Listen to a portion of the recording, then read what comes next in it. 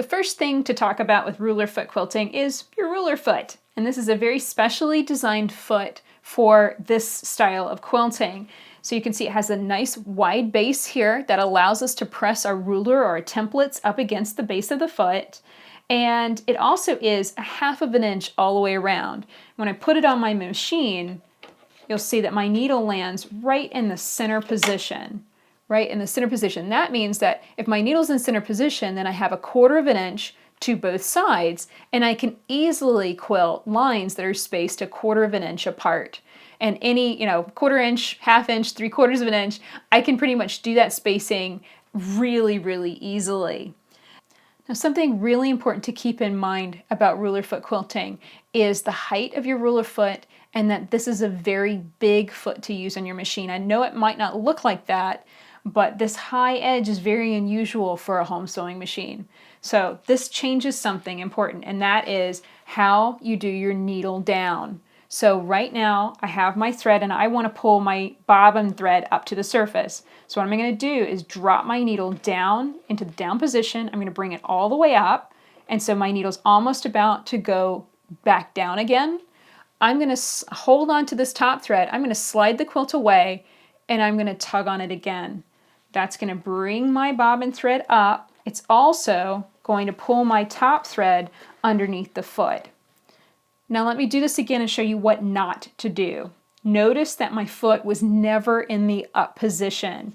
If you have your foot in the up position and you try and drop your needle, guess what happens? Your needle bar will hit the top of the foot.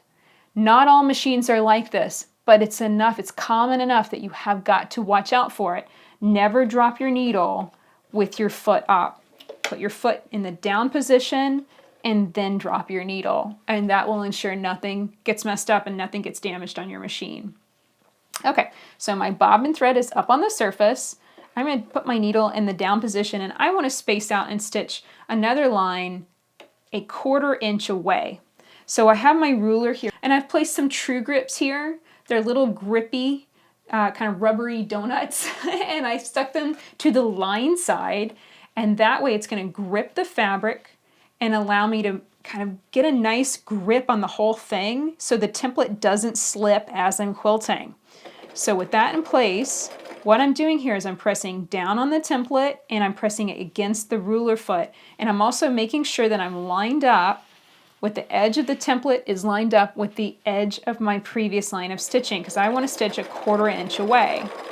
So I'm stitching on down.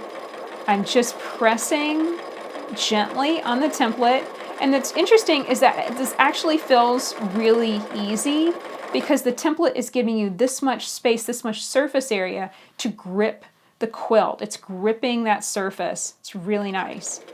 So I'm going to stitch down, and I'm going to kind of guesstimate maybe 1/2 inch because I want to show you something cool about ruler foot quilting. This is actually a form of free motion quilting, and I have my machine in the exact same settings that I use for free motion quilting, which means that I've got my stitch length set to 0, and I've got a supreme slider here on the surface of my machine bed, and that's covering up the feed dogs. So those are the settings that I like for free motion quilting, and I want to emphasize that you can do everything that you do in free motion with your ruler foot attached. Of course, you can't see quite as well as you normally do, but you could wiggle right into a design like stippling.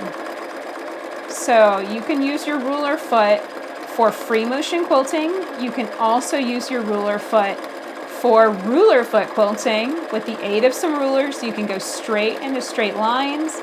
You can put your ruler away and go into stippling or any other free motion quilting design.